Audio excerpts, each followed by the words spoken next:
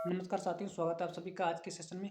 और आज हम 7 फरवरी थर्ड शिफ्ट का एनालिसिस करने वाले हैं। जो भी क्वेश्चन हम तो आपको बता रहे हैं वो 100% रियल है और ऑथेंटिक है। यही क्वेश्चन आपके पूछे गए थे, ठीक है। और यदि आप इससे पहले वीडियो देखना चाहते हैं तो आप हमारे चैनल पे जाइए, आपको प्लेलिस्ट मिल जाएगी, उसमें जाकर आप सारी वीडियो पिछले देख सकते हैं, जिसका प्लेलिस्ट का नाम है SSC GD exam 2025 analysis. Start करते हैं फर्स्ट क्वेश्चन से। राजवर्धन सिंह राठौर ने किस वर्ष ओलंपिक में रजत मेडल जीता था? ठीक है, तो ओलंपिक में उन्होंने रजत मेडल जीता था 2004 में। ठीक है, आपको जो राइट आंसर होगा 2004 जिसने भी लगाया उनका करेक्ट आंसर है। ठीक है, तो इनके देख लेते हैं इनके बारे में।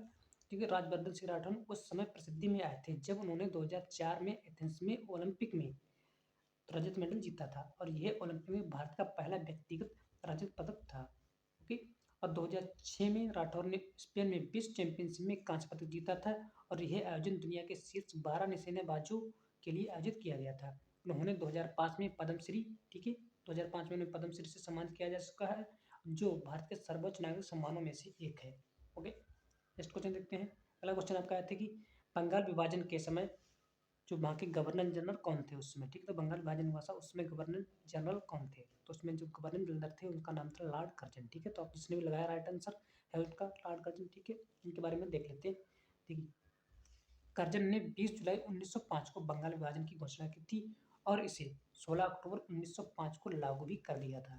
ठीक है, और देखिए जो लॉर्ड कर्जन ने 6 जनवरी से थे 6 जनवरी से 6 जनवरी 1899 से लेकर 18 नवंबर 1905 तक भारत के वायसराय के रूप में कार्य किया था, और लॉर्ड कर्जन ने भारत में कई नीतियां भी लागू की थी, जिनका असर भारत की राजनीतिक, सामाजिक और अर्थव्यवस्था पर भी पड़ा। लॉर्ड कर्जन ने 1904 में विश्वविद्यालय अधिनियम लागू किया था। ठीक है, और जो बंगाल विभाजन करने का जो कारण था अंग्रेजों ने बंगाल विभाजन किया था, उसको देखिए उसके पीछे कारण क्या था अंग्रेजों का बंगाल विभाजन करने का। देखिए, अंग्रेज चाहते थे कि बंगाल जो है एक विशाल प्रांत है और उसका प्रशासन करना बहुत मुश्किल हो रहा था, इसलिए। ठीक है, दूसरा कारण था कि बंगाल की संगठित राजनीतिक भावना को कम करने के लिए, ठीक है, बंगाल विभाजन किया था। और अगला का जो कारण था, राष्ट्रवादी गतिविधियों को कमजोर भी करना चाहते थे अंग्रेज, इसलिए किया था। और बंगाल की तो भारतीय राष्ट्रवाद के केंद्र सब बंगाल को कमजोर करना चाहते थे। ठीक है, और ये हिंदू मुस्लिम के बीच धार्मिक जो था विभाजन, उसको भी उनको पैदा करना था, इसलिए उन्होंने ये विभाजन किया था अंग्रेजी ने। नेक्स्ट क्वेश्चन देखते हैं क्या था। अगला क्वेश्चन आपका है, मीथेन गैस की खोज किसने की थी? ठीक है, तो मीथेन गैस की खोज की थी अलेक्जेंड्रो वोल्टा ने। ठीक है, जिसने भी लगाया ये उनका राइट आंसर होगा। ठीक है, इसके बारे में देख लेते हैं। देखिए, मीथेन की खोज अलेक्जेंड्रो वोल्टा ने 1736 ईस्वी में की थी। मीयर्स को जो मीथेन को मार्स गैस के नाम से भी जाना जाता है, और यह एक रंगहीन, गंधहीन, ज्वलनशील गैस है। ठीक है, और इसके बारे में देखते हैं। देखिए, यह जो है कार्बन हाइड्रोजन से मिलकर बनी होती है, जिसका जो रासायनिक सूत्र है वो आपका CH4 है। मीथेन गैस बायोगैस और कंप्रेस्ड नेचुरल गैस CNG का प्रमुख घटक है। Methane gas green house gas के अंतर्गत आती है। ठीक है, इसे ग्रीन हाउस गैस भी कहते हैं। और मीथेन गैस की ग्लोबल वार्मिंग क्षमता कार्बन डाइऑक्साइड से 28 से 36 गुना ज़्यादा होती है। ठीक है, मीथेन गैस दलदली क्षेत्रों में से निकलती है, और मीथेन गैस पशुधन की पाचन क्रिया और खाद्य के अपघटन से भी बनती है। ठीक है, भारत में जो मीथेन गैस का मुख्य स्रोत है वो चावल की खेती है। ठीक है, चावल की खेतों में सबसे अधिक मीथेन गैस बनती है। ठीक है, और ये द्रवित पेट्रोलियम गैस है, उसमें भी मीथेन गैस होती है। ठीक है, ओके, नेक्स्ट को देखते हैं। सारे पॉइंट सोच चुके हैं। अगला क्वेश्चन आपका आया था कि पंडित रविशंकर ने कौन सा वाद्य यंत्र बजाते हैं? ठीक है, यह किस वाद्य यंत्र से संबंधित है? इस तरह से क्वेश्चन था आपका। तो पंडित रविशंकर जो है वो सितार वादक थे। ओके, इनके बारे में देखते हैं। वे एक भारतीय संगीतकार, राजनीतिक थे, और उन्होंने पारंपरिक भारतीय सितार संगीत को दुनिया भर में लोकप्रिय भी बनाया था उन्होंने। ठीक है, और देखते हैं इनके बारे में कुछ खास बात है। रविशंकर से संबंधित बहुत क्वेश्चन आते हैं, इसलिए सारे पॉइंटों को अच्छी तरह से याद कर लेना। ठीक है, इनका जो जन्म है वो 7 अप्रैल 1920 को बनारस में हुआ था, और उन्होंने 14 साल की उम्र में ही प्रदर्शन करना शुरू कर दिया था। उन्होंने 1999 उन्हें भारत रत्न से सम्मानित किया जा चुका है, और भी ग्रैमी अवार्ड से भी सम्मानित होने वाले पहली भारतीय थे। ठीक है, उन्हें कई महत्वपूर्ण संगीत उत्सव में भी हिस्सा लिया था, और उनका निधन 11 दिसंबर 2012 को अमेरिका के, ठीक है, अमेरिका के जो सैन डियागो की एक अस्पताल में हो गया था। ठीक है, इसके साथ साथ आपको 3 पॉइंट और याद करने हैं। देखिए, जो 3 वादक हैं ये भी आ सकते हैं। ठीक है, इसलिए हमने इनको भी ऐड कर लिया। देखिए, सरोद वादक में कौन कौन है? देखिए, अजमत अली खान, आशीष खान, राजीव तारानाथ, ठीक है, संतूर वादक कौन है? शिव कुमार शर्मा, राहुल शर्मा, भजन सोपारी इत्यादि। ठीक है, सारंगी वादक कौन कौन है?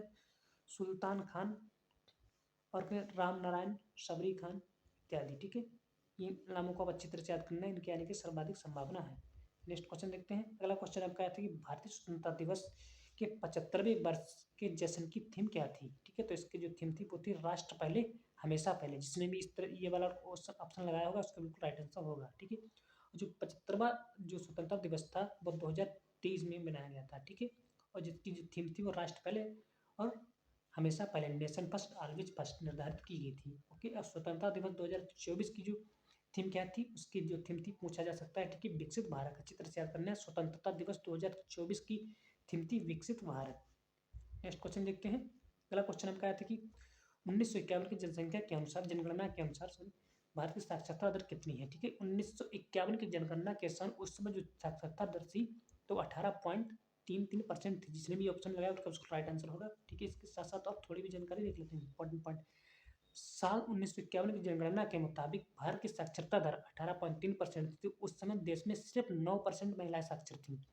और साल 1951 की जनगणना के मुताबिक देखते हैं तो ठीक है, 1951 में भारत की जीवन प्रत्याशा जो थी 32 साल थी। 32 ही साल उसमें हम आशा कर सकते थे। ठीक है, और साल 1951 में भारत की जनसंख्या में 81.1% हिंदू थे, 9.8% मुस्लिम थे, 2.3% ईसाई थे, 1.2% किस थे, सिख थे। ठीक है, सारे डाटा इंपॉर्टेंट है, सभी को याद कर लेना, नोट डाउन कर लेना। ठीक है, साल 2011 की जनगणना के मुताबिक यदि हम देखें तो साक्षरता दर में थी 74.04% थी। उसमें पुरुषों की साक्षरता थी 82.41% और महिलाओं की साक्षरता दर थी वो 65.46% थी। ठीक है, ओके, नेक्स्ट क्वेश्चन देखते हैं।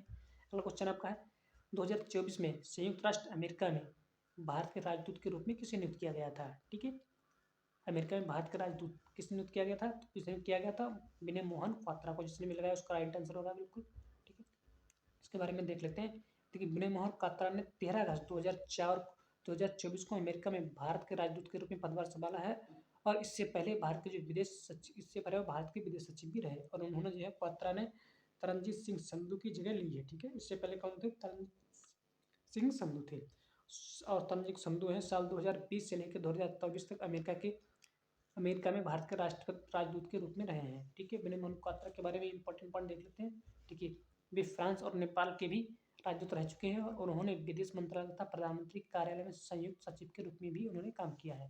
अगला क्वेश्चन देखते हैं। अगला क्वेश्चन आपका आया था कि भरतनाट्यम की उत्पत्ति कहाँ से हुई थी। ठीक है, तो भरतनाट्यम की उत्पत्ति जो है वो तमिलनाडु के तंजौर जिले से हुई थी। जिसने भी तंजौर जिला लगाया उसका राइट आंसर होगा। ठीक है, और इसके साथ साथ भरतनाट्यम से हर बार क्वेश्चन पूछ रहे हैं हर शिफ्ट में, तो अच्छी तरह से देख लेना, देख दो पॉइंट। ये भारत का सबसे पुराना शास्त्रीय नृत्य है। भरतनाट्यम को देवदासियों द्वारा प्रस्तुत किया जाता था, इसलिए इसे देसी अट्टम भी कहते हैं, दासी अट्टम। तो भरतनाट्यम को भरत मुनि के नाम से भी जाना जाता, भरत मुनि ने बनाया था। ओके, नेक्स्ट क्वेश्चन देखते हैं। गरीबी हटाओ का नारा किस पंचवर्षीय योजना में दिया गया था। ठीक है, ये क्वेश्चन आया था। ठीक है, तो गरीबी हटाओ का नारा किस पंचवर्षीय में दिया था, तो 5वीं पंचवर्षीय में। जिसने भी लगा उसका राइट आंसर होगा। देखिए, जो 5वीं पंचवर्षीय योजना है गरीबी हटाओ यानी गरीबी उन्मूलन, रोजगार तथा न्याय पर केंद्रित थी। और इसकी जो अवधि थी वो 1974 से लेकर 1978। इस योजना में कृषि के क्षेत्र पर अधिक ध्यान दिया गया था और इसके बाद औद्योगिकरण और खनन के क्षेत्र का स्थान रहा। अगला क्वेश्चन देखते हैं। शिशु मृत्यु दर सबसे ज्यादा किस राज्य में है। ठीक है, तो शिशु मृत्यु दर सबसे ज्यादा किस राज्य में है, तो मध्य प्रदेश राज्य में दर्ज की थी। ठीक है, तो जिसने मध्य प्रदेश लगाया उसका बिल्कुल राइट आंसर होगा। ठीक है, और मध्य प्रदेश में 1000 जीवित जन्मों में से 48 शिशुओं की मौत हो जाती है। ओके, और वहीं ग्रामीण इलाकों की यदि दर देखें तो वहाँ 54 तथा शहरी इलाकों में 36 है। ठीक है, शिशु मृत्यु दर कम करने के लिए स्वास्थ्य सेवाओं में सुधार की जरूरत होती है। ओके, नेक्स्ट क्वेश्चन देखते हैं। प्रथम पंचवर्षीय योजना के उपाध्यक्ष कौन थे। ठीक है, ये क्वेश्चन पूछा गया था। ठीक है, तो प्रथम पंचवर्षीय योजना के जो उपाध्यक्ष थे उनका नाम है गुंजारी लाल नंदा। ठीक है, जिसने भी लगाया उसका राइट आंसर होगा।